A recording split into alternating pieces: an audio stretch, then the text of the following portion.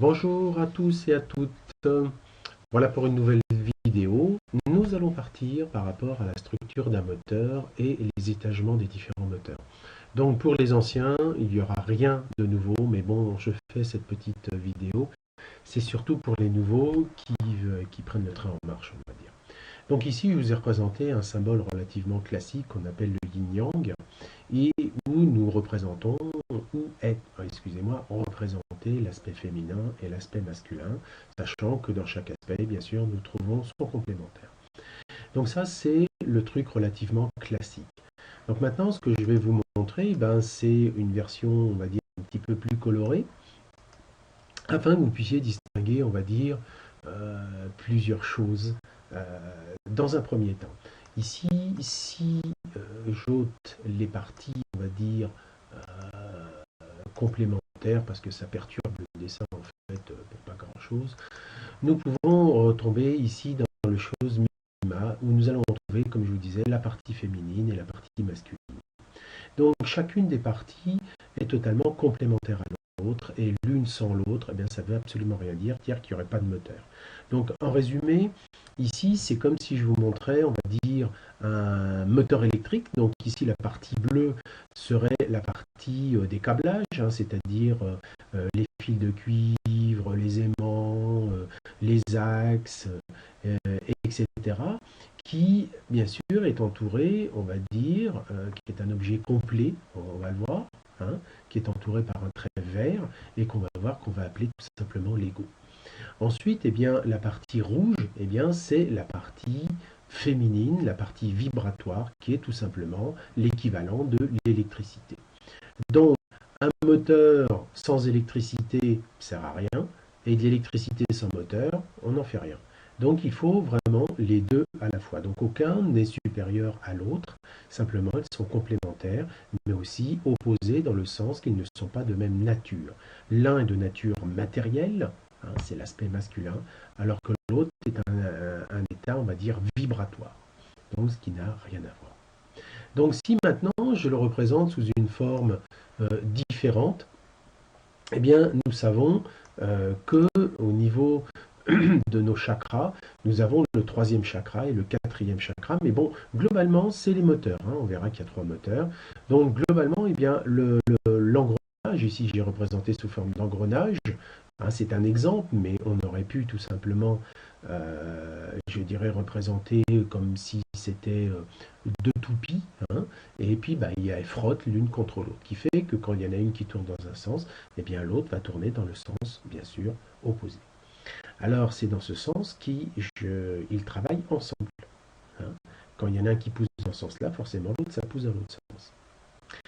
Voilà, donc ça c'était l'aspect masculin. Ici l'aspect féminin. Donc dans notre vision des choses d'un être humain, nous avons l'habitude de représenter, disons que les chakras, on va dire, hein, puisque bien sûr il y a une connotation, mais c'est même pas une connotation, c'est qu'il y a une relation directe, puisque c'est énergétique, entre notre constitution et bien sûr tout ce que je vais vous décrire ensuite. Donc, eh bien, il est donc connu qu'ici, eh bien, nous avons trois moteurs, dont six chakras, puisque ce sont trois couples différents. Donc, nous allons voir maintenant, je vais pour cela descendre un tout petit peu vis-à-vis de mon écran, car il faut que je place la demoiselle qu'il y a là, parce que bien sûr,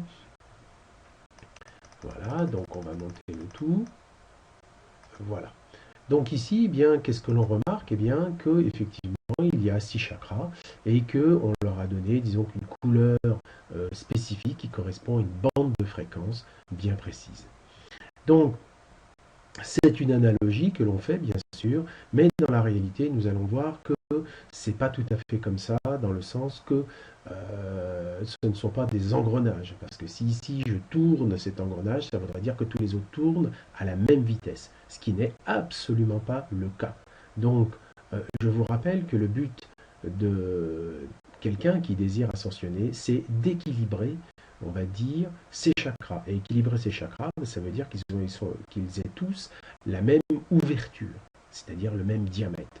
En effet, si vous avez un chakra qui est plus ratatiné que les autres, c'est-à-dire qui tourne moins vite, eh bien, le diamètre de la roue sera plus petit et donc, comme dirait l'autre, eh bien, il y aura un dysfonctionnement, hein, puisque l'énergie qui sera communiquée au premier ne pourra pas passer au second, avec bien sûr une perte énorme de puissance au passage.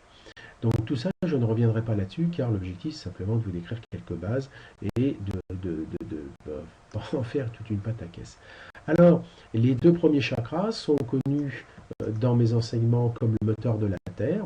Donc j'ai représenté ici la couleur rouge, qui est la partie matérielle, la couleur orange, qui est la partie, on va dire, énergétique. Donc, ici, nous avons le premier moteur, hein, donc je les ai représentés comme ça. Et puis, pour des raisons, on va dire, didactiques, eh bien, j'ai amplifié le moteur de l'humain en termes de taille, afin qu'on y voie un tout petit peu mieux ce qui se passe. Parce que dans la réalité, je vous rappelle que nous sommes ici coincés dans un monde de 3D, 4D, hein, dans un espace spatio-temporel de 3D, 4D, et qu'à cet effet, c'est là que se situe notre problème. Le reste, de toute façon, nous ne pouvons absolument rien y faire. Vous ne pouvez pas, par votre volonté, modifier quoi que ce soit concernant le moteur du ciel ou le moteur de la Terre. La Terre est ce qu'elle est, les minéraux sont les minéraux, les végétaux sont les végétaux, vous ne pouvez absolument rien faire concernant cela. Si vous pensez que c'est possible, eh bien à ce moment-là, je vous démontrerai que vous êtes dans l'illusion la plus totale. Concernant le moteur du ciel, c'est la même chose, c'est pas vous qui faites la météo dans le sens que vous ne pouvez rien faire par rapport au ciel et par rapport à la Terre. On ne peut que dégrader, mais on ne pourra pas changer la constitution fondamentale de la Terre.